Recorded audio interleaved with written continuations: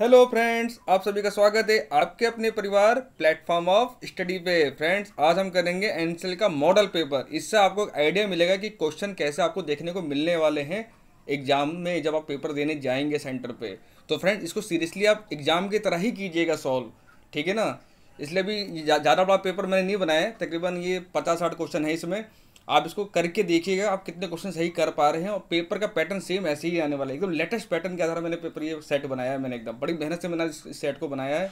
समझ लो पूरे दिन भर मैंने मेहनत किया, क्वेश्चन सिलेक्ट करके आपके लेके आया हूँ कि पेपर किस टाइप के सवाल आपके आ सकते हैं प्रीवियस ईयर के पेपर के आधार पर, लेटेस्ट पैटर्न पर, ठीक है ना। और क्या क्वेश्चन ट्रेंडिंग में चल रहे हैं। तो फ्रेंड चलिए फटाफट उन सवालों की शुरुआत करते हैं और जान लगा दो। इस बार अपने हाथ से मत जाने दो। और खासकर मैं उन बच्चों के लिए जरूर कहना चाहूँगा जो लास्ट टाइम रह गए। तो मेरे चैनल के सब्सक्राइबर हैं, मैं जानता हूँ उन्होंने बहुत मेहनत करी थी, लेकिन लास्ट टाइम चलो कुछ सिचुएशन ऐसी हो गई थी, सिलेक्शन उनका नहीं हो पाया। लेकिन इस बार आपको सिलेक्शन होके रहेगा। इस बार आप मुझे मान के चलिए, पेपर ऑनलाइन होना है, टीचर्स कराएगा पेपर, पूरी तरीके से निष्पक्ष पेपर होने वाला है इस बार, ठीक है ना। तो जो मेहनत करेगा नौकरी पक्का उसको मिलनी है, बस आपको मेहनत करनी है, ठीक है ना। इन जो कोयले हैं ना, ये कोयला, इस कोयले में ही आपका भविष्य छुपा हुआ है, कायले कोयले के पीछे ही, ठीक है ना। तो चलिए पहले सवाल से हम शुरुआत करते हैं। तो फ्रेंड पहला क्वेश्चन है, पेट्रोल और डीजल इंजन में मुख्य अंतर होता है। ईंधन जलाने में सिलेंडरों की संख्या, पिस्टन की आकृति या वाल्वों की संख्या। तो फ्रेंड्स आप सब देखते होंगे डिजिटल इंजन भी होते हैं, पेट्रोल इंजन होते हैं, लेकिन इनमें डिफरेंस है क्या। जो इनमें मेन डिफरेंस अगर हम कहेंगे इनमें अंतर आप बताओ एक चीज़, तो इनमें सबसे बड़ा मेन डिफरेंस होता है टू बर्न फ्यूल, यानी ईंधन जलाने में। आप कहेंगे सर ये कैसे। आप देखते हैं पेट्रोल इंजन जो होता है उसमें ईंधन कैसे जलाया जाता है। जब इंजेक्टर इंजेक्ट करता है फ्यूल को, मैंने आपको पढ़ाया था, तो क्या होता है उसमें एक स्पार्क प्लग होता है। जब स्पार्क में जब चिंगारी निकलती है तो पेट्रोल का अपना कंबशन शुरू हो जाता है वहाँ पे, यानी दहन हो जाता है। लेकिन डीजल इंजन के केस में क्या होता है, डीजल इंजन में क्या कंप्रेसर लगे होते हैं, वो एयर को कंप्रेस करते हैं पहले। बहुत ज़्यादा कंप्रेशन से क्या होता है, टेम्परेचर हाई हो जाता है। जब टेम्परेचर हाई होता है तो क्या डीजल आपका बर्न हो जाता है। यही मेन डिफरेंस है इन दोनों में। बाकी है वो भी इंजन, है वो भी इंजन, ठीक है ना। स्ट्रक्चर भी सेम होता है, तो ये आपको याद रखना है। अगला क्वेश्चन है, डीजल इंजन किस प्रकार के इंजन का उदाहरण है। Diesel engine is an example of which type of engine. तो ये भी मैंने आपको थ्योरी में पढ़ाया था। डीजल इंजन क्या होते हैं, जो भी आपके इंजन होते हैं सब होते हैं अंतः दहन इंजन, इंटरनल कंबशन इंजन। इनको शॉर्टकट में आईसी इंजन ही बोला जाता है। IC engine in internal combustion, इनमें आंतरिक दहन होता है, ठीक है ना। अगला क्वेश्चन है, डीजल इंजन में डीजल जलता है। Does diesel burn in A diesel engine. तो डीजल इंजन डीजल क्या ही जलता है, अभी मैंने आपको बताया। पेट्रोल इंजन में क्या होता है, स्पार्क प्लग होता है। डीजल इंजन में क्या होता है, कंप्रेशन होता है, यानी कंप्रेशन से। ऑप्शन नंबर थर्ड, ठीक है ना। और जिन्होंने थ्योरी पढ़ी हो तो इसका आंसर कर लेंगे, और जो बच्चे डायरेक्ट आंसर सीखना चाहते हैं और सीख सकते हैं, लेकिन अगर थ्योरी पढ़ के जाएंगे ना तो ज़्यादा इजीली आप आंसर दे सकते हैं, क्योंकि अगर पेपर घुमा के ही पूछेगा तो आप आंसर कर सकते हैं, इसलिए थ्योरी पढ़ना जरूरी है। पिस्टन रिंग कितने प्रकार के होते हैं। How many types of piston rings are there. तो फ्रेंड पिस्टन का बहुत अहम रोल होता है इंजन के अंदर। ये रिंग कितने प्रकार की होती हैं, जब मैंने आपको थ्योरी पढ़ाया तो मैंने आपको बताया था पिस्टन रिंग 2 प्रकार की होती हैं। कितने प्रकार की, 2 टाइप्स की होती हैं, ठीक है ना। कौन कौन सी होती हैं, एक होती है आपकी ऑयल रिंग और दूसरी होती है आपकी कंप्रेसर रिंग। ऑयल रिंग का क्या काम होता है, ऑयल रिंग का क्या क्या काम होता है, जो भी आपका जो मोबिल ऑयल वगैरह होता है उसको एक ही जगह बांध के रखे रहता है, ठीक है ना, ताकि वो इधर तो ना जाए। और कंप्रेसर रिंग का क्या क्या काम होता है, ताकि आपका जो प्रेशर वगैरह है वो लीकेज ना हो, आपका एयर जो आपकी है लीकेज ना हो, ठीक है ना। अगला क्वेश्चन है, जिस सड़क पर डिवाइडर नहीं बने होते हैं वहां डिवाइड करने के लिए किस रंग की रेखा का प्रयोग किया जाता है। In which colour line is use to divide the road on which dividers are not made, black, red, white, yellow. तो फ्रेंड यही मोस्ट इंपॉर्टेंट क्वेश्चन है आपका। तो आप देखते हैं जहाँ पे डिवाइडर नहीं होता है वहाँ कैसे डिवाइड किया जाता है रोड को, व्हाइट, आपने देखा होगा ना, वहाँ व्हाइट रंग की एक डिवाइडर का उपयोग किया जाता है। Option number third. अगला क्वेश्चन है, ड्राइविंग लाइसेंस के लिए उम्र की योग्यता के बारे में मोटर वाहन अधिनियम के किस धारा में उल्लेख किया गया है। मोटर वाहन अधिनियम बहुत ज़्यादा इंपॉर्टेंट है, इससे बहुत ज़्यादा क्वेश्चन आपको देखने को मिलेंगे भी एग्जाम में, इसलिए मॉडल पेपर में इसको मैंने प्रायोरिटी में लिया है। ऐसे क्वेश्चनों को एग्जाम में पूछे जाते हैं। तो फ्रेंड्स जो मोटर व्हीकल एक्ट है उसमें जो ड्राइविंग लाइसेंस के बारे में जो एज के बारे में बताया गया है वो बताया गया है धारा 4 में, सेक्शन नंबर 4 में, ऑप्शन नंबर 4। अगला क्वेश्चन है, when were e cart and e rickshaw added to the motor vehicle act. तो ई रिक्शा और जो आपके ई गाड़ी हैं उसको मोटर व्हीकल एक्ट में कब ऐड किया गया था, कब ऐड किया गया था, इसको किया गया था 7 जनवरी 2015 को, ऑप्शन नंबर सेकंड। अगला क्वेश्चन है, when was Bharat stage emission standards implemented in India. यानी Bharat stage emission standard Bharat में कब लागू हुआ था। बहुत ज़्यादा एमिशन भी आपके सिलेबस में दिया हुआ है, ठीक है ना, इससे भी एक दो क्वेश्चन आपको जरूर देखने को मिलेगा एग्जाम में। तो भारत स्टेज एमिशन स्टैंडर्ड जो भारत में लागू हुआ था वो हुआ था सन 2000 में, सन 2000 में, ऑप्शन नंबर फर्स्ट। अगला क्वेश्चन है BS6 एमिशन स्टैंडर्ड भारत में कब लागू हुआ था? When was BS6 emission standard implemented in India? तो आप देख रहे हैं अब जितने भी गाड़ियाँ सब BS6 वाली ही गाड़ियाँ आ रही हैं। उससे पहले BS4 था, फिर डायरेक्ट BS6 आया, BS5 हमारे देश में नहीं आया। अभी जो भी आप गाड़ी देखने को मिल रही है सब BS6 की देखने को आपको मिल रही है। तो ये कब लागू हुआ था भारत में? ये लागू हुआ था आपके 2020 में, अप्रैल 2020 में, ठीक है ना। अगला क्वेश्चन है मोटर वाहन अधिनियम 1988 में कुल कितनी अनुसूचियां हैं? मोस्ट इंपॉर्टेंट क्वेश्चन है फ्रेंड्स ये, ठीक है ना। तो मोटर व्हीकल एक्ट जो 1988 उसमें कितने शेड्यूल हैं? उसमें 2 शेड्यूल है आपके। राइट आंसर होगा 2, जो कि ऑप्शन नंबर 3 में आपको दिया हुआ है। तो पहला जो शेड्यूल है और दूसरे शेड्यूल में क्या क्या बताया गया? पहले शेड्यूल में जो भी आपके चिन्ह वगैरह हैं, जो भी सिग्नल साइन वगैरह होते हैं, जो मैंने आपको पढ़ाई भी हैं, उसकी बात करी जाती है। और दूसरे शेड्यूल में आपके मुआवजा के बारे में, ठीक है ना।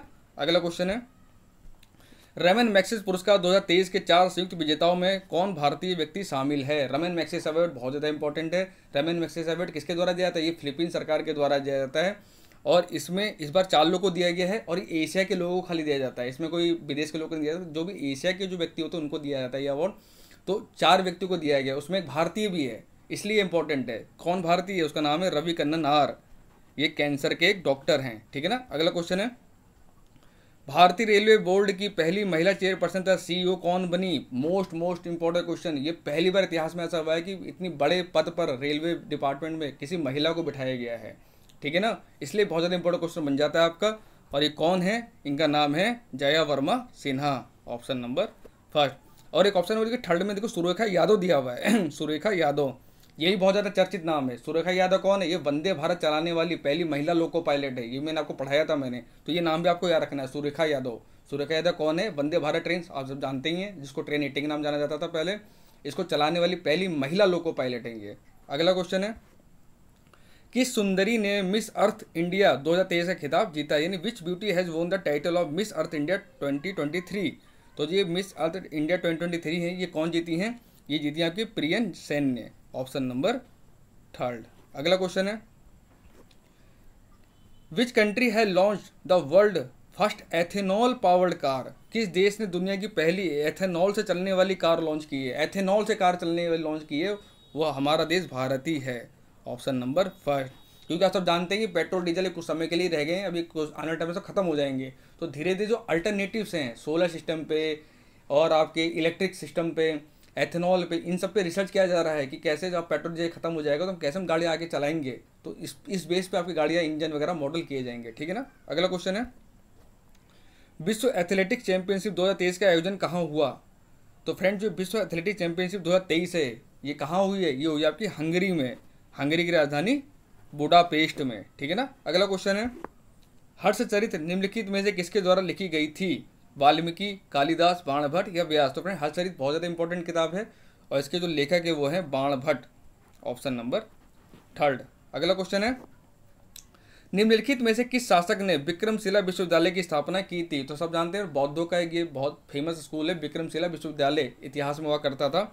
इसके जो कौन थे, इसका किस रूलर ने इसका वो किया था, स्टेब्लिशमेंट किया था? वो कह रहा था आपके पाल वंश का एक राजा था धर्मपाल, ऑप्शन नंबर 1। अगला क्वेश्चन है जलवायु परिवर्तन प्रदर्शन सूचकांक 2023 में 63 देश में से भारत की रैंक क्या है? What is the rank of India out of 63 countries in climate change performance index? बहुत ज़्यादा इंपॉर्टेंट है क्लाइमेट चेंज परफॉर्मेंस इंडेक्स, बहुत ज़्यादा पूछा जाता है एग्जाम के अंदर, डायरेक्ट सवाल पूछा जाता है। इसको आपको याद रखना, आंसर इस बार रैंक आई है भारत की 8, ऑप्शन नंबर 10। यानी 63 देशों में भारत की जो रैंक है वो 8 है, तो रैंक हमारी अच्छी है, ठीक है ना। अगला क्वेश्चन है अंगुलहास धारा किस महासागर में बनती है? अंगुलहास धारा बहुत ज़्यादा इंपॉर्टेंट है और ये हमारे हिंद महासागर में ही बनती है, इंडियन ओशियन में, ठीक है ना। अगला क्वेश्चन है 1857 के गदर के समय भारत का गवर्नर जनरल कौन था? तो आप सब जानते हैं 1857 में भारत आज़ादी लक्ष्य रखा गया था, लेकिन प्रॉपर नेतृत्व प्रॉपर प्लानिंग ना होने की वजह से वो युद्ध हम हार गए थे और हमारे पास इतने प्रॉपर हथियार भी नहीं थे। तो उस समय कौन था वाइसराय? मैंने आपको बहुत बार बताया, इसका right answer Lord Canning, option number 1। अगला क्वेश्चन है विवेकानंद रॉक मेमोरियल कहाँ स्थित है? तो फ्रेंड जो विवेकानंद रॉक मेमोरियल है ये आपकी स्थित है अंडमान निकोबार में, ऑप्शन नंबर 1। अगला क्वेश्चन है राष्ट्रीय विज्ञान दिवस किस दिन मनाया जाता है? ये भी बहुत ज़्यादा इंपॉर्टेंट है। राष्ट्रीय विज्ञान दिवस कब मनाया जाता है? CV रमन जी की जयंती के, जिस दिन उनका जन्मदिन था 28 फरवरी को, ऑप्शन नंबर 3। अगला क्वेश्चन है निम्नलिखित में से कौन मास्टर ग्रंथि है? Which of the following is the master gland? तो फ्रेंड मास्टर ग्रंथि कौन सी ग्रंथि होती है? इसको हम बोलते हैं पीयूष ग्रंथि। राइट आंसर होगा हमारा पीयूष ग्रंथि, इसको पिट्यूटरी ग्रंथि भी बोलते हैं हम इसको। राइट आंसर होगा ऑप्शन नंबर 2। तो आपको कितना पीयूष देखने को मिलेगा, कितना पिट्यूटरी देखने को मिलेगा, तो आंसर आपको यही लगाना है। ठीक है ना। उसका वजन कितना होता है? बहुत छोटी सी ग्लैंड होती है, 0.5 ग्राम, समझे। और ये आपके दिमाग के पिछले हिस्से में पाई जाती है। उसको मास्टर ग्लैंड इसलिए कहा जाता है कि जो मैक्सिमम हमारे शरीर में ग्रंथियाँ पाई जाती है, जो ग्लैंड होती है, उसका जो मॉनिटरिंग करता है वो पीयूष ग्लैंड ही करता है। ठीक है ना। अगला क्वेश्चन है, एल्यूमिनियम का सबसे महत्वपूर्ण अयस्क है? The most important ore of aluminium, बहुत ज़्यादा इंपॉर्टेंट है। एल्यूमिनियम का ऑरे बहुत ज़्यादा पूछा था एग्जाम के अंदर, और आपको नाम याद होना चाहिए तुरंत। क्या? बॉक्साइट। राइट आंसर होगा बॉक्साइट, ऑप्शन नंबर 4। अगला क्वेश्चन है, चीनी यात्री फायान किस गुप्त शासक के शासनकाल के दौरान भारत आया था? तो फ्रेंड्स चीनी यात्री जो फायान था वो चंद्रगुप्त द्वितीय के समय भारत में आया था, ऑप्शन नंबर 3। अगला क्वेश्चन है, अगला क्वेश्चन मैथ का आ जाता है, 140/9 मीटर पर सेकंड की चाल से गतिमान एक ट्रेन 27 सेकंड में खंबे को पार करती है। ट्रेन की लंबाई ज्ञात कीजिए। यानी a train moving at a speed of 140/9 metre per second crosses the pole in 27 second, find the length of the train. बहुत अच्छा क्वेश्चन है, बहुत इंपॉर्टेंट क्वेश्चन है। तो फ्रेंड यहाँ पर कुछ भी चेंज की जरूरत नहीं पड़ेगी। आप देखिए जो आपको चाल दे रखी है वो मीटर पर सेकंड में है, और जो टाइम भी दिया है वो भी सेकंड में दिया है, यानी सारी यूनिट हमारी सेम है। तो हमें कुछ कन्वर्जन करने की जरूरत ही नहीं है। अगर किलोमीटर पर आवर में देता, मीटर पर सेकंड कन्वर्ट करना होता तो मैंने आपको बताया था 5/18, और मीटर पर सेकंड से किलोमीटर पर आवर में जाएंगे तो 18/5 से मल्टीप्लाई कर देते हैं। तो यार सिंपल क्वेश्चन है। हमको पता है स्पीड बराबर होता है डिस्टेंस अपॉन टाइम। तो देखो हमको स्पीड भी दी हुई है, टाइम भी दिया हुआ, निकालने का है डिस्टेंस। डिस्टेंस का मतलब क्या? वो दूरी तो निकालनी है। लेंथ का मतलब क्या हुआ? दूरी। तो डिस्टेंस बराबर क्या होगा? Speed into time. तो डिस्टेंस हमको निकालना है, स्पीड कितनी दे रखी है? 140/9, और टाइम हमको दे रखा है 27 सेकेंड। तो देख कट जाएगा, 9 तियाँ 27 और 14 तियाँ 42, 420 मीटर। तो राइट आंसर होगा 420 मीटर, ऑप्शन नंबर 2। ठीक है ना। ऐसे क्वेश्चन आपको देखने को मिलने, ज़्यादा हाई फाई क्वेश्चन आपके पेपर में नहीं आएंगे। ठीक है ना। अगला क्वेश्चन है, एक व्यक्ति ने एक कुर्सी ₹580 में खरीदी, 25% लाभ प्राप्त करने के लिए उसे कुर्सी को किस मूल्य पर बेचना चाहिए? यानी ये person purchase a chair of ₹580 at what price would be he sell the chair to gain 25% profit. अब आप सोचिए, आप इस सवाल में आप खुद को इमेजिन कीजिए कि आप एक कुर्सी लाए हैं 580 रुपये में खरीद के, और मैंने आपसे कहा कि ए भाई, ये मेरे दोस्त, तुझे इस पर 25% का लाभ कमाना है, तो कितने रुपये में इसको बेचेगा? तो तुम फटाफट गुणा भाग कर लोगे ना, बस वो यहाँ पे करना है। अब 25% का मतलब आप सब जानते हैं इसकी फ्रैक्शन वैल्यू कितनी होती है? 1/4। प्रॉफिट हुआ तो 4 से 1 जोड़ देंगे तो जाएगा 5, 5/4।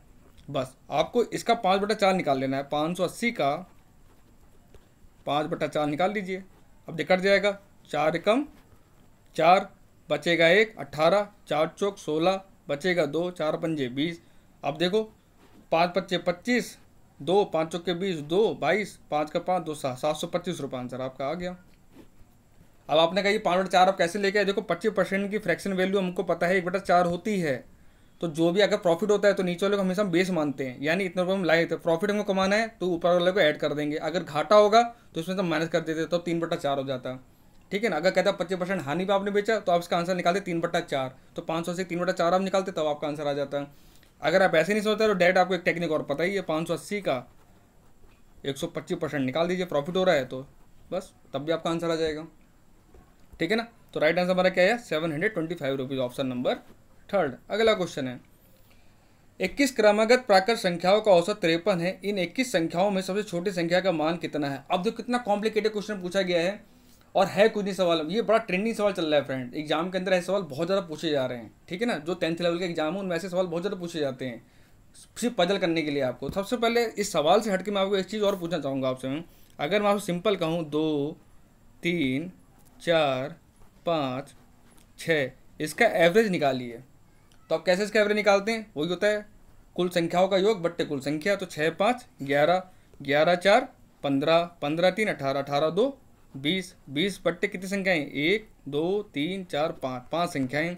तो राइट आंसर क्या गया? 4। यानी संख्या कौन सी है? ये बीच वाली संख्या आपकी है।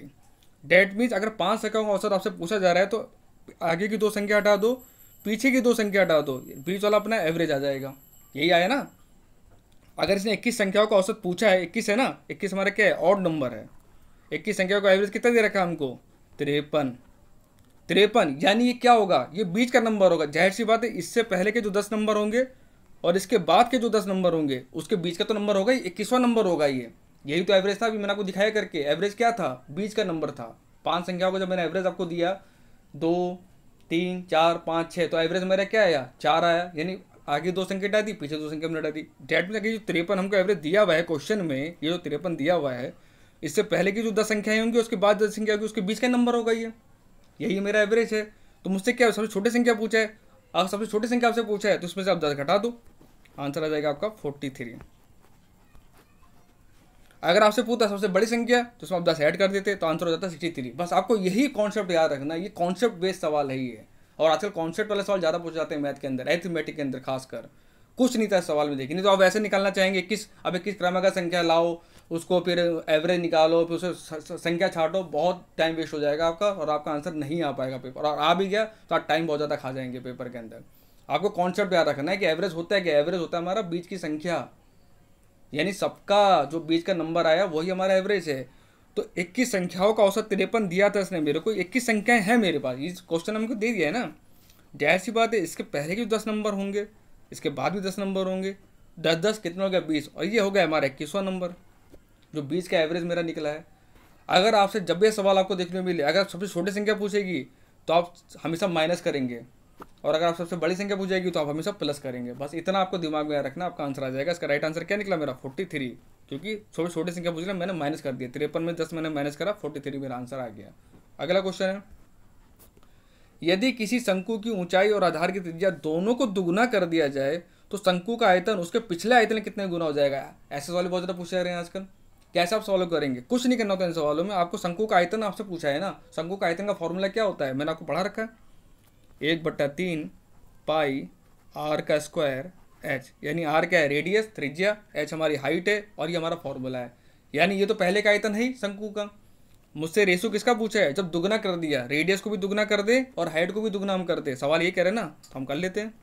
1/3 ये हो जाएगा 2r², क्योंकि क्या लिखा है? आधार और त्रिज्या दोनों दुगना कर दें, और क्या ऊंचाई को दुगना करना है, तो ये हो जाएगा 2h का होल स्क्वायर। अब देखिए 1/3 पाई से 1/3 पाई तो वैसे भी कट गया। यहाँ क्या बचेगा? नीचे आ जाएगा आपका 4π², ये आ जाएगा आपका, जो सॉल्व करेंगे तो आ जाएगा 4r² इंटू ये हो जाएगा 4h²।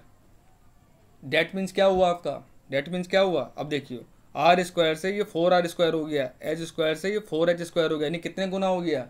कितने गुना हो गया? 4 गुना कि 8 गुना? बताओ बताओ बताओ बताओ। 4 गुना हो गया कि 8 गुना हो गया? नहीं बताओगे? 4 गुना, ऑप्शन नंबर सेकेंड, ठीक है ना। अगला क्वेश्चन है, एक दुकानदार 3 उत्पाद ए बी सी खरीदता है, ठीक है। उसने 3 उत्पाद खरीदे ए बी सी, उन्हें क्रमशः 20%, 30% और 40% के लाभ पर बेचता है। यदि इन उत्पादों क्रय मूल्य का अनुपात 4:3:2 है तो उनके विक्रय मूल्य का अनुपात क्या होगा? अब सवाल देख के बहुत लोग घबरा जाएंगे, यार ये सवाल तो बड़ा कॉम्प्लिकेटेड पूछ लिया। कुछ नहीं सवाल ने भाई, 3 उत्पाद एबीसी खरीदा, हमारे तीन चीज़ उसने 4 और 3 2 के रेशियो में खरीदी है। कॉस्ट प्राइस कितना हमको दिया हुआ है? 4:3:2, और हमको ये प्रॉफिट पे बेचा है, यानी जो पहला सामान है 20% लाभ पे बेचा है, यानी ये 20% लाभ बेचा, ये 30% लाभ बेचा है, ये 40% के लाभ पे बेचा है ना। तो हम सेलिंग प्राइस, तो हमसे पूरा सेलिंग प्राइस का रेशियो क्या हो जाएगा? अब 4 का 20% निकाल लो, यानी 4 फायदे में बेचा है तो 120/100। उसी प्रकार 3 130/100। उसी प्रकार 4, अगली संख्या क्या है? 2, तीसरा उत्पाद 2 है, इसको बेचे 140% पे बट्टे 100। अब सॉल्व कर लीजिए, आपका आंसर आ जाएगा। देखो 1 0 से 1 0 कट गया, इधर भी 0 0 कट गया, और इधर भी 0 0 कट गया ना। अब देखो आप इसको काट सकते हो 2 से, 2 6 12, 2 पंजे 10, 6 चौक 24, 24/5, यानी आ गया आपका पहला। 4 का आपने 120% निकाला, कितना आएगा? 0 0 काट दिया, 2 पंजे 10, 2 6 12, 6 चौक 24, 24/5, ठीक है। दूसरी संख्या आपको दी है 3 का 30% निकाल लो, 130% बट्टे 100, 0 0 काट दो, तो ये कितना? 13 39, 39/10। और अगली संख्या क्या है? 2 का 140% निकाल लो, जीरो जीरो कट गया, 2 पंजे 10 कट गया, 14/5, 24/5, 39/10, 14/5 कर लेते हैं इसको। तो ये आ गया आपका 24/5, रुको सही आ रहा है ना, 14/5, 24/5 और 39/10। तो देखो आपका क्या आया, 24/5, 14/10, 39/5। अरे क्या आया था, मैं तो भूल गया यार ये। रुको दोबारा कर लेते हैं, रुको 4 का 120% कितना होगा, 2 6 12, 2 पंजे 10, 6 24, 24/5। तो पहले संख्या आई 24/5, ठीक है। 24/5 आ गई। दूसरी संख्या आएगी हमारी 140%, 2/100, 2 पंजे 10, 2 सत्ते 14, 7 दूनी 14, 14/5, ठीक है। तो ये आपका आ गया 24/5, 14/5, 39/10। अब यहाँ देखो 5 एल्शियम ले लोगे, आप यहाँ 10 एल्शियम ले लो, तो 5 10, 24 दूना 48। अब यहाँ पे 5 दूना 10, 14 दूनी 28, और यहाँ पे 10 10 कट जाएगा 39, यानी आपका आंसर आएगा 48 39 28, 48 39 28, क्योंकि ये हमारी तीसरी संख्या थी। 48 39 28 हमारा कौन है, ऑप्शन नंबर 2 में है। आ गया ना आंसर हमारा। तो क्या हमने करा, देखिए 4 का 120% निकाला, 3 का 130% निकाला, 2 का 40% निकाला। क्यों, क्योंकि हमने प्रॉफिट बेचा। जो हमारा आंसर आया, तो पहला संख्या आई 24/5, दूसरे 14/5 और तीसरी आई 39/10। तो हमने क्या करा, 5 5 10 का नीचे एल्शियम ले लिया, तो 5 10, 24 दूना 48 हो गया, 5 दूना 10, 14 दूना 28 हो गया, 10 से 10 कट जाएगा तो 39 ही बचेगा। ये आपकी दूसरी संख्या थी, तो 48 39 और ये 14 थी, तीसरी संख्या थी 28, तो 48 39 28 आपका आंसर आ गया, ठीक है ना। अगला क्वेश्चन है, यदि ब्याज को वार्षिक रूप से संयोजित किया जाता है तो 24,000 पर 10% वार्षिक दर से 2% चक्रवृद्धि ब्याज आपसे पूछा है। तो देखिए मैंने आपको पहले बताया, जब भी आपका चक्रवृद्धि ब्याज पूछेगा डेट मीन्स ब्याज से ब्याज लगेगा ठीक है। तो 2 साल का पूछा है, तो जो भी रेट ऑफ इंटरेस्ट है उस पर आप क्या करें, सक्सेसिव लगाते हैं। मैंने आपको सिंपल से फॉर्मूला बताया था, क्या बताया था, A + B + AB अपॉन 100। तो क्या होगा, पहले साल का 10%, 2 साल का 10% प्लस 10 गुणा 10/100। तो क्या आया सॉल्व करके, 10 10 20 और 21, यानी आप इसका 21% निकाल दीजिए। 24,000 का 21% निकाल देंगे, वही आपका आंसर होगा। अब कैसे करेंगे देखो 24 और 21 से गुणा कर दो, 1 4 2, 2 चौके 8, 2 दूनी 4, तो 4 8 और 16 का 6, यहाँ से लगा 4 और 5, यानी कितना आया 24,000 का 21% निकालेंगे ना, हाँ सही 21% निकालेंगे, कंपाउंड इंटरेस्ट हो गया। तो अब हम कर देंगे 24 और 21 की गुणा, तो ये हो जाएगा 24 गुणा करेंगे 2 चौके 8, 2 दूनी 4,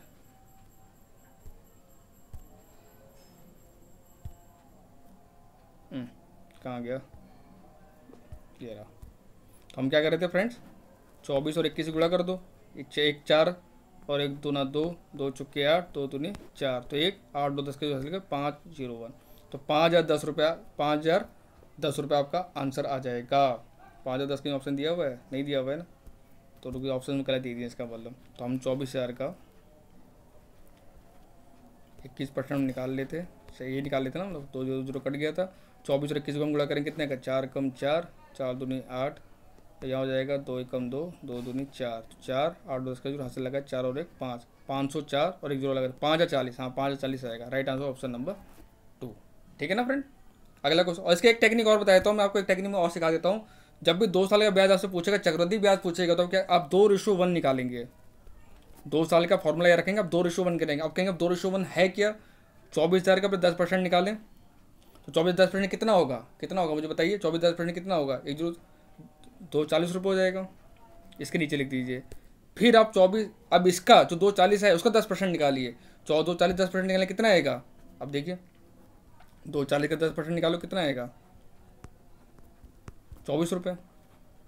इसके ऊपर गुणा कर देंगे, ये हो जाएगा 24 दूना 48, 480, और यहाँ कर देंगे 24, कितना आया 4 8 10 का 0, हासिल लगा 4 और 1 5, 504 रुपये आ गया। 504 रुपये ऑप्शन कौन सा है, ऑप्शन नंबर 2 है, यही हमारा आंसर हो गया। बस यही आपको याद रखना है, ठीक है ना। अगला क्वेश्चन है, अब यहाँ क्वेश्चन रीजनिंग हो जाता है, दिए गए विकल्पों में से लुप्त संख्या ज्ञात कीजिए। यानी फ्रेंड जो क्वेश्चन मार्क है यहाँ पे क्या आएगा। तो आप सब जानते हैं रीजनिंग बड़ा दिमाग लगाना पड़ता है या रीजनिंग में यहाँ लॉजिक देखने पड़ेगा, मेरा लॉजिक चल क्या रहा है। देखिए यहाँ तो बड़ा लॉजिक सिंपल लिख रहा है, अगर 21 को मैं 31 में ऐड कर दूँ तो मेरा 52 आंसर आ जाएगा। उस तरह 39 46 में अगर ऐड करो तो 85 आ जाएगा। तो डेट मीन्स क्या हो रहा है, यहाँ पे ऐड हो रही है, ऊपर की दो संख्या उनको हम ऐड करेंगे तो 6 3 आएगा 9, 8 और आएगा 9, 99 ऑप्शन नंबर टी। कुछ था सवाल में? नहीं था, ऐसे सवाल आएंगे। अगला क्वेश्चन है, स्किन का संबंध टच से है तो नोच का संबंध किससे होगा। यानी त्वचा का जो संबंध स्पर्श से है, नाक का वही संबंध किससे होगा, गंध से होगा, स्वाद से होगा, नाक की नथ से होगा या पसीने से होगा। तो फ्रेंड्स सब जानते हैं स्किन जो भी हमको टच वगैरह हमको करता है तो हमको कैसे पता लगता है, स्पर्श का पता लगता है। स्किन से हमको स्पर्श से पता लगता है। तो नाक से हमको क्या पता लगता है, नाक से हमको गंध का पता लगता है, स्मेल का पता लगता है हमको। तो राइट आंसर होगा हमारा स्मेल, ऑप्शन नंबर फर्स्ट। अगला क्वेश्चन है, HMD KOE BNQ EPR। तो अब यहाँ हमको देखना रीजनिंग है ये। अब देखिए HMD से KOE बना। अब देखिए लॉजिक क्या हो सकता है यहाँ पे, ABCDE +1 हुआ, MNO +2 हुआ और HIJK ये +3 हुआ। यानी पहली संख्या से अगर मैं 3 माइनस कर दूं, दूसरी संख्या से अगर 2 माइनस कर दूं और तीसरी संख्या से अगर 1 माइनस कर दूं तो मेरे को आंसर मिल जाएगा। मिलेगा कि नहीं मिलेगा, यही हमको करना है ना। 3 2 1 हमको माइनस करना है, क्योंकि हमको अगली संख्या दी हुई है, हमसे पहली संख्या हमसे पूछी, इसलिए मैं माइनस में करूँगा FLV। अब देखो V से अगर 1 माइनस करूँगा तो V से पहले क्या आता है U, यानी U आना चाहिए। अब देखो आंसर मेरे को मिल गया, U वाला ऑप्शन एक ही है, ऑप्शन नंबर 4। और उसमें मेरे को ऑप्शन छेड़ा खाई नहीं कर, ये पेपर का क्वेश्चन उठाया मैं, लेटेस्ट पेपर जो अभी SSC सीजल का पेपर हुआ था वो, उसमें सीजल का क्वेश्चन मैं आपको करा रहा हूँ, ये इतनी हाई लेवल की तैयारी। अब देखो आपका आंसर देखते मिल गया CJU, यानी U वाला ऑप्शन देखिए मेरे पास। अब देखो अगर L से 2 माइनस करूँगा तो क्या होगा, JKL यानी J आएगा। F से अगर मैं 3 माइनस करूँगा तो क्या आएगा, C आएगा, CDEF। मैंने माइनस क्यों करा, मैं फिर से आपको बता रहा हूँ। देखो हमको ये संख्या पूछी गई है, अगर मुझे अगली संख्या निकालनी तो मैं ऐड करूँगा, लेकिन मुझे अगली संख्या दी हुई है, मेरे को रिवर्स वाली संख्या निकालनी है, इसलिए मैंने ये 3 2 1 का डिफरेंस जो था उसमें मैंने माइनस करा। अगर मेरे को यहाँ चीज़ दी होती और यहाँ क्वेश्चन मार्क लगा होता तो मैं ऐड करता, पहली संख्या में 3 ऐड करता, दूसरी में 2 ऐड करता, पहली संख्या में 1 ऐड करता, मेरा आंसर आ जाता। समझे। अगला क्वेश्चन है, एक निश्चित कूट भाषा में ASK को 62 और बाय को 64 लिखा जाता है, तो उसी भाषा से कराई को कैसे लिखा जाएगा। बहुत अच्छा सवाल है फ्रेंड, बहुत अच्छा सवाल है। इस टाइप के सवाल बहुत ज़्यादा पूछे जा रहे हैं। अब आपको पहले तो ढूंढना पड़ेगा ये ASK को 62 लिखा कैसे होगा। लेकिन मैंने आपसे पहले कहा था इस टाइप के सवाल आपको प्लेस वैल्यू पता होना चाहिए। A कितने नंबर पर आता है, A 1 नंबर पर आता है, S हमारे कितने नंबर पर आता है, 19 नंबर पर आता है, और K हमारे कितने नंबर पर, 11 नंबर पर आता है। अब मुझे तो सब याद है, ये आपको भी याद करना पड़ेगा। अगर मैं इन सबको ऐड कर दूँ तो कितना आएगा मेरा, 19 और 1 20, 20 और 30 और 1 31। और इसका अगर मैं दुगना कर दूं तो कितना आएगा, 62 ही आ रहा है, 62 आ रहा है। यानी अगर ये लॉजिक है तो मैं कराई जो मुझसे सवाल पूछा गया है, कराई की कोड C कितने पे होता है, 3 पे होता है, R 18 पे होता है, और Y कितने पे होता है, YZ 25 पे होता है। अब इसको आप ऐड कर दीजिए सबको और उसको दुगना कर दीजिए, यही ना करा था सवाल में। तो 8 और 3 11, 8 और 3 कितना होगा 11, और 11 और 5 16, 16 का 6 हासिल लगेगा, 1 2 और 1 3 और 1 4, 46 आया। 46 का अगर 2 टाइम्स में करूँ कितना आएगा, 2 छिंके 12, 2 चौके 8 और 92 ऑप्शन दिया, ऑप्शन नंबर 4 को दिया हुआ है। यानी आंसर मेरा सही है, यानी लॉजिक को मैंने सही पकड़ा। मैंने लॉजिक को पकड़ना है आपको कि कैसे ये बना होगा। तो क्या आपका C का प्लेस वैल्यू, R का प्लेस वैल्यू, Y का प्लेस वैल्यू जो था, इन सबको ऐड करा, जो ऐड करके मेरे पास प्रोडक्ट आया 46, उसका मैंने 2 टाइम्स कर दिया, वही आंसर मेरा आ गया। ठीक है ना। अगला क्वेश्चन है, अब देखिए यहाँ पे आपको बीच में संख्या भरनी है। कैसे आप भरेंगे, कितने वर्ड हैं, 1 2 3 4 5 6 7 8 9 10 11 12 13 14 15 16 17 18 19 20 वर्ड हैं। तो 20 वर्ड हम क्या करते हैं, हम इसमें 4 4 का पेयर बना लें। 4 4 का पेयर बना लेंगे तो हमारा आंसर ईजिली आ जाएगा। देखिए MN मेरे को दिया हुआ है, फिर 4 4 का पेयर बनाओ, ऐसा आ जाएगा, फिर M, फिर P, फिर O, फिर डैश, फिर डैश, फिर N, फिर डैश OS, फिर चौथा पेयर बनेगा मेरा MPS। अब देखें क्या लो चल रहा होगा। अब यहाँ पे देख सकते हैं आप, देखिए M से पहले मेरा क्या आ रहा है, S आ रहा है, यहाँ भी देखो एम से पहले मेरा एस आ रहा है, यहाँ भी एम से पहले एस आ रहा है, यानी एम से पहले एस आएगा, एस के बाद क्या आ रहा है एस के बाद एम आ रहा है, ये भी ठीक आ रहा है। अब देखिए पी के बाद ओ आ रहा है, एक लॉजिक मेरे को दिखा मिला, पी के बाद देखो ओ आ रहा, तो यहाँ पी के बाद क्या आएगा, ओ ही आएगा, लास्ट में मेरा ओ आना चाहिए। देखो लास्ट में ओ वाला ऑप्शन मेरे 3 है, यानी चौथा ऑप्शन तो वैसे ही कट गया। देखो यहाँ से थोड़ा आपके लिए हल्का होगा, अब 3 ऑप्शन में आपको आंसर ढूंढना है। अब देखिए एन, पी से पहले क्या आना चाहिए, अगर एन आएगा तो मेरा बन जाएगा M N P O S, M N P O S, M N P O S. तो लॉजिक देखो मेरे को पे गया, मेरे को सीरीज मिल गई, एम एन, यहाँ पे क्या आएगा पी, यहाँ पे क्या आएगा ओ एस, ये मेरा शब्द बनना है M N P O S. अब देखिए एम एन पी ओ, तो पी ओ वाला ऑप्शन देखिए या तो पहला है या तीसरा है, ये भी नहीं होगा, ये भी नहीं होगा। अब देखिए एम एन ओ एन, अब देखिए M N O P S, M फिर एन आएगा, पी ओ एस, तो यानी P O N S, P O N S, P O N S वाला देखो पहले ऑप्शन है पी ओ एन एस, इसमें क्या है पी ओ एन एम है, तो यानी ये आंसर भी नहीं होगा हमारा, ये होगा P O N S M P N O, यानी ये हमारा फिल होगा।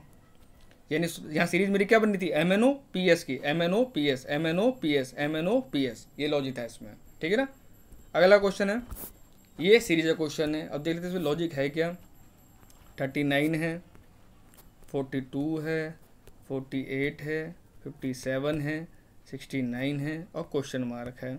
इसी में लॉजिक ढूंढ लेते हैं। ये 39 यानी +3 हुआ, यहाँ देखेंगे तो +6 हो रहा है, यहाँ देखेंगे तो 7 तो 9 +9 हो रहा है, यहाँ देखेंगे तो +9 में 7 गया 2, 6 में गया +12। तो अगला क्या है, ये यहाँ देखो मुझे एक चीज़ देखने को यहाँ मुझे ये मिल रहा है, जो से गैप है वो 3 का मल्टीपल है, आपको समझ में आएगा। देखिए 3 का गुणा चल रहा है ना, 3 कम 3, 3 दूनी 6, 3 तिया 9, 3 12, निकला 3 पंजे 15, अगर लॉजिक सही चल रहा है तो 69 में अगर मैं 15 ऐड करूँगा तो कितना आना चाहिए, 84 ऑप्शन दिया हुआ भी है।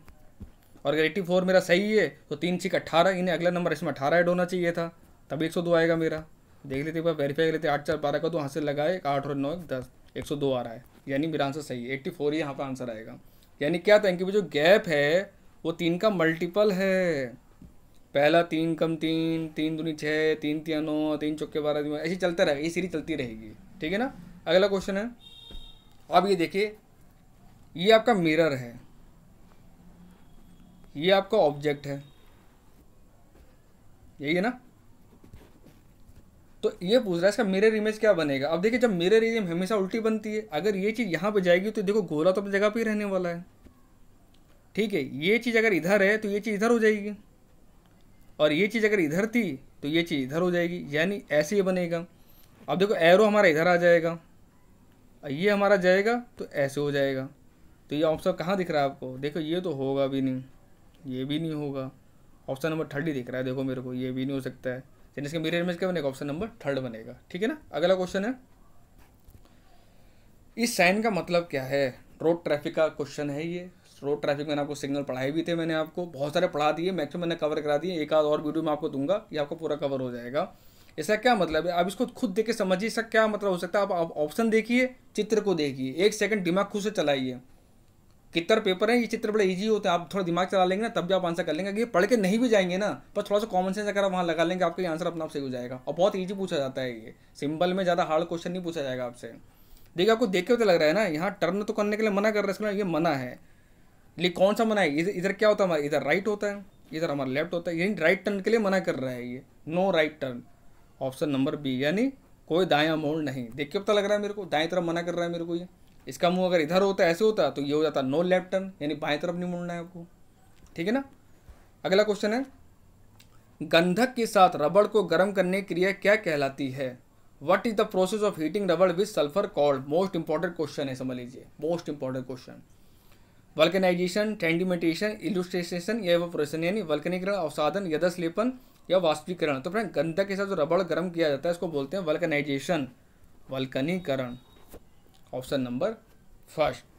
तो friends thanks for watching. I hope आप लोगों की मॉडल पेपर अच्छा लगा होगा। पहला मॉडल पेपर था, आप लोग क्या प्रतिक्रिया रहेगी मैं जरूर देखूंगा, तभी मैं आपको और आगे मॉडल अगर आप कहेंगे तो मैं और मॉडल पेपर आपको प्रोवाइड कराऊंगा बैक टू बैक। एग्जाम के टाइम जैसे आएगा तो और ज़्यादा पेपर मैं आपको प्रोवाइड कराऊंगा, तो इससे आपको एक आइडिया मिलेगा होगा कैसे आपके पेपर क्वेश्चन आएंगे और किसके चैप्टर कैसे के क्वेश्चन आपको देखने को मिलेंगे, ठीक है ना।